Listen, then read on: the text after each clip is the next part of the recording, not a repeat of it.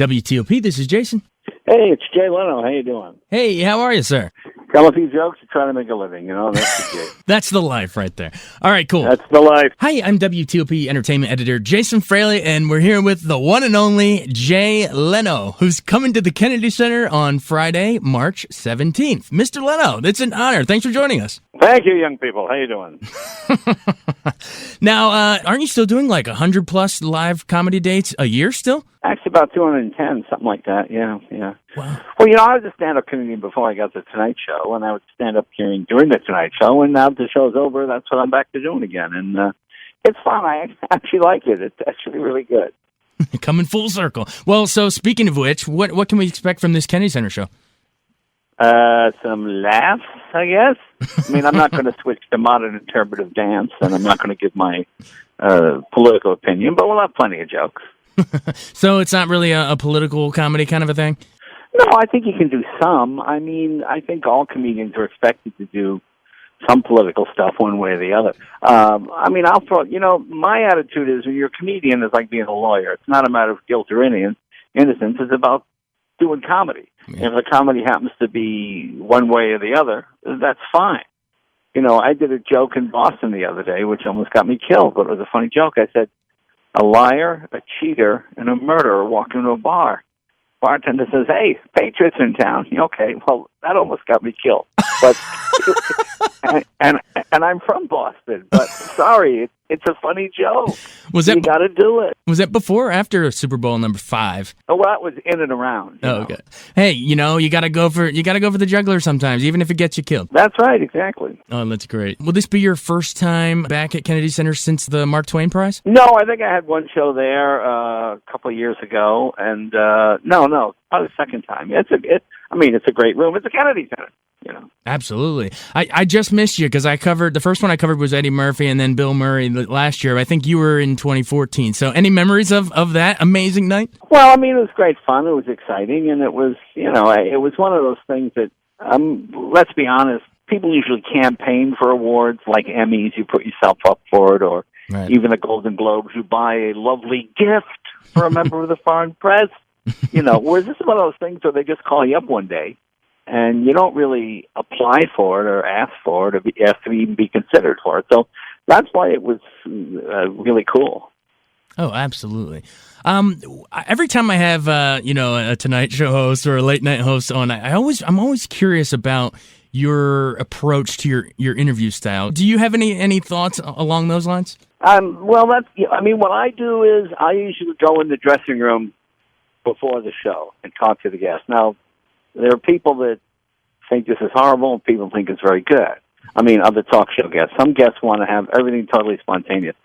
For example, if I have a guest that just got busted for cocaine or whatever it is, something terrible, I will say to them, look, you're in the papers for this. I have to ask you about it. You can choose not to answer. Right. You can avoid the question if you want, but I've got to ask because that's my job. And they go, oh, okay. And then they're not sitting there on pins and needles waiting for the question and not paying attention to what you're saying to them. And plus, when you talk to them before the show, they realize, oh, okay, you're not out for blood here. I never put myself ahead of the interview. To me, you should always be second to the guest. Sometimes that works for some people, sometimes it doesn't. The one thing it does ensure you is that the guest will come back again because they felt they've been treated fairly, Right. Right. So that's sort of your breaking the ice approach as opposed to just coming out and hitting them with the cameras rolling. Yeah, exactly. That's nobody like. One of the best was, and the most famous one was Hugh Grant. Mm-hmm. Hugh Grant showed up by himself, no publicist, no agent. I went in and I was smiling, went into the room. I said, "How you doing?" He goes, "Fine, just let me have it." I said, "Okay." I said, "Look, I got to ask you about it." He goes, "Oh, I know, don't worry about it." Okay, fine. And he had a real good sense of humor about it, and he was very funny. And they got us huge ratings, and it was great. The ones that, the celebrities that bring all their press people. I can remember one time we had, I can't remember her name. There was some ice skating star who had been in the Olympics who was like America's sweetheart. And like 10 years later, she's in Playboy magazine, naked, So we get a call from Playboy and the press agent. Would we like to And I said to somebody in the meeting, "What is this a good second or third guest? You know, America's Sweetheart, she's now naked and Playboy." Okay, fine. All right, so we book her for second or third guest. I go in the dressing room to say hello. The agent says, "Miss Leno, come here. We are not discussing Playboy. We're not discussing." I said, "Great. Take your client and go home. I can get a comic here in 20 minutes. So that's not a problem. Thank you for coming. I'm sorry it didn't work out." Okay. I said, "Look, you called us. Your client is naked in Playboy magazine, okay? That's what we have to ask you about that. Don't say no after you begged to be on." And okay, and it went fine. You know, I was fortunate enough to have dinner with every single president since Gerald Ford. And the only time I was nervous, the first time I ever did a Washington Correspondents' Dinner, I did it with Reagan. Mm-hmm. So I'm backstage in that kind of green room thing. And I see this general come in with all the medals, and he's looking around. He goes, "Hey, you, are you the comedian? Come over here." He says, "This is my commander-in-chief. Do you understand that? You don't make fun of him. You don't denigrate him. He is the leader of the free world." And he's poking me while he's doing all this, you know. Yeah. And I said, "Yes, sir. Thank you. And then he leaves, and I go, "Oh, man." Then George Schultz comes in, and George has had a couple of drinks. He goes, "Leno, come here. When you get out there, nail Ronnie. Nail his ass to the wall." And he's laughing, and he slapped me on the back, you know. And I said, "Are you sure?" I said, "That general goes, screw him. He works for me. Don't worry about that. Just go out there and let him have it, you know." And I'm like, so now I go, what do I do? And now I'm like, I don't know what to do because, I mean, it was just a weird sort of situation. Yeah. But I remember the opening joke was, I want to congratulate Nancy Reagan for winning the Humanitarian of the Year award. I'm glad she beat out that conniving little shit, Mother Teresa. I've got to laugh. Any of the, let's say, like, fellow showbiz folks you got to talk to, like Dick Cavett was Groucho Marx, that was his childhood hero. Anyone like that for you that you grew up watching and then, oh, my God, here they are? Oh, gosh. Yeah, I mean, boy, there are a lot of those. Well, Sean Connery was kind of cool. Because when you're a kid, when you're 14 when Goldfinger came out, so it's, "Hello, Jay." He has that sort of. He was always kind of a cool guy. Sean Connery was kind of cool. I mean, there was an awful lot. I mean, they sort of escaped me now. I mean, just Johnny Carson, obviously, that was pretty impressive.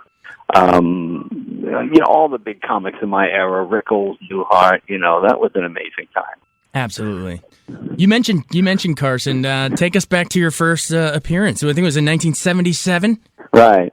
Well, there's a whole process to it.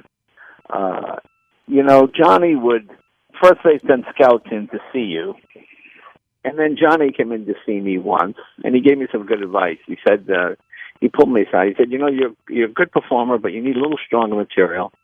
And he said to me, what you should do is you should write your jokes out and read them to people first. And if the joke gets a laugh, then you got a solid joke. Then add your performance to it. He said if you take a weak joke and really sell it hard, you'll still get a laugh, but it won't be a solid laugh. So you want a joke that works on two fronts. It works if you say it in the dullest, most boring way possible. And that means it'll really work when you put a little body English into it and you sell it. And that was the best advice I ever got, and that was really true. Oh, that's great. And then so you started being a regular substitute in 87, take over in 92. What was it like sitting down in that chair, being, saying, wow, I am officially Carson's official full-time replacement now? Do you remember that very first show where it was just you? I don't think I ever said to people I am officially, because that's something you more do for third world dictators and things. But it was, you're only as good as your last show. Mm-hmm. And if you hosted one night and it didn't go well, ooh, boy, they're going to watch that next show pretty carefully. If that one doesn't go well, then you're not the official, as you say, guest host anymore. Right. So you're sort of on pins and needles all the time. It's never anything you take for granted. Yeah. And speaking of you're only as good as your last show, I'll never forget the last one you did when you had Billy Crystal and Garth Brooks on. Why was it important to have those two on your send-off? Oh, Garth and Billy, I've known since the first days of show business for me, so that was kind of fun. I mean, Billy and I go way back to the 70s, and of course Garth, in the early 90s when he started, so yeah, that was great fun. Absolutely. You have friends in high places for sure. Do you miss it? Do you miss doing the Tonight Show?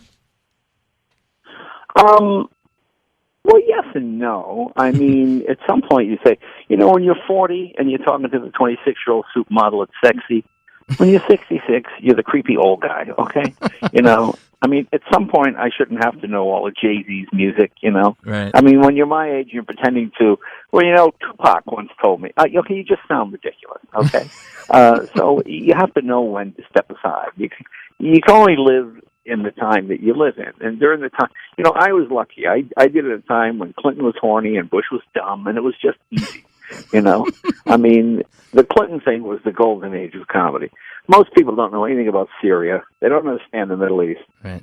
But by golly, everybody knows somebody like Bill, Right. Gosh, and that's where the jokes, again, the best comedy, we Americans will accept anything except hypocrisy. Yeah. Because we're very forgiving. People can do the most hard. I remember when Charlie Sheen was on Tonight Show, and I asked him a question, and Charlie Sheen said, I just like hookers and cocaine, and the audience applauded. And I go, why are you applauding?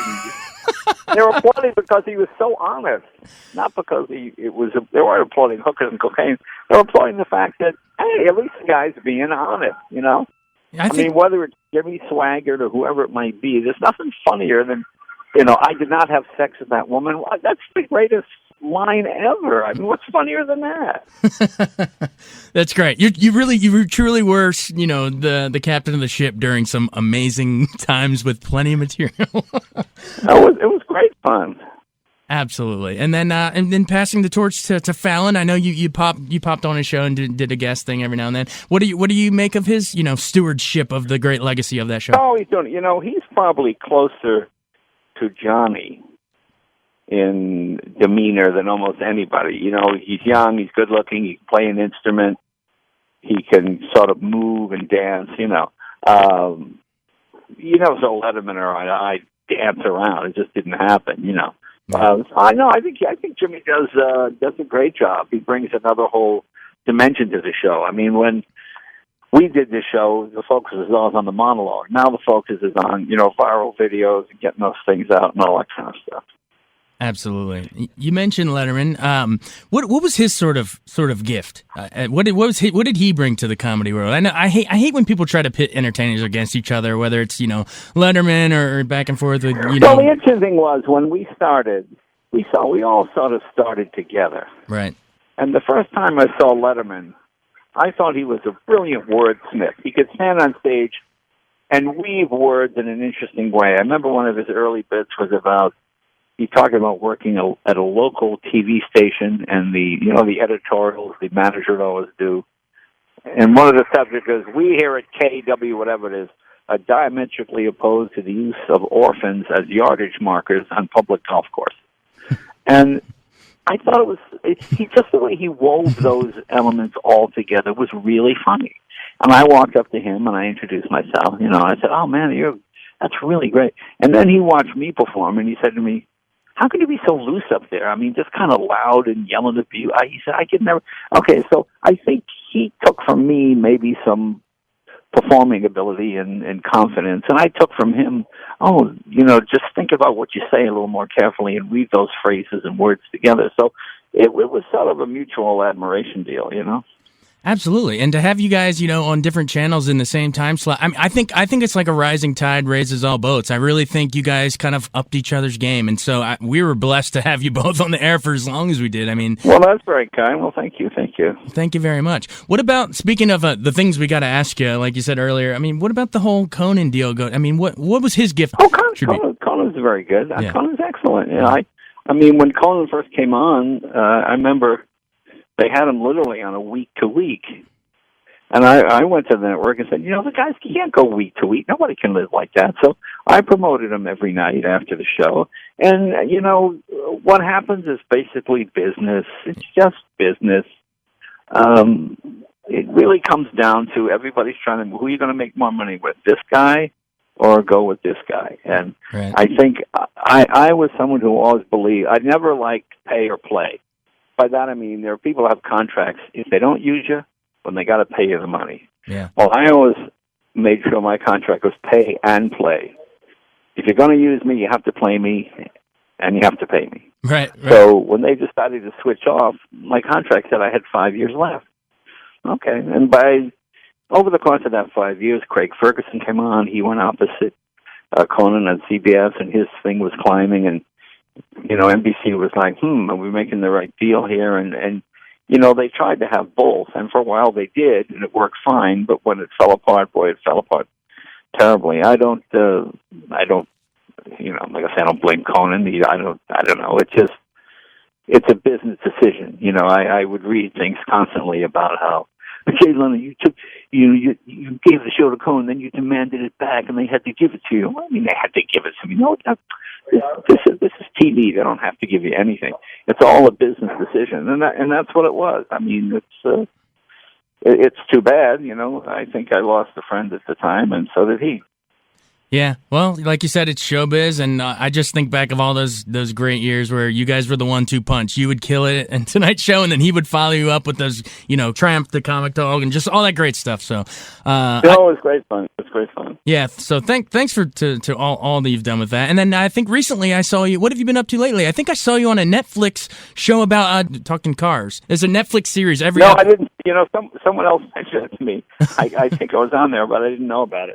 But I do Jay Leno's Garage on CNBC. But yeah. Yeah, no, it was a great episode, even though you don't remember doing it. But I do. No. Sometimes you do it for one thing and it shows up somewhere else.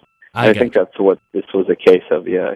I gotcha. But the one I did enjoy was you doing Comedians in Cars with Jerry. Yeah, that was great fun. Jerry's one of my closest friends, one of my oldest friends. So that was really fun. Absolutely. When did you get into cars? What started that whole obsession with you? Well, I grew up in a rural area in Massachusetts. We couldn't go places virtually. We had to go places in reality. So that was a totally different thing right there.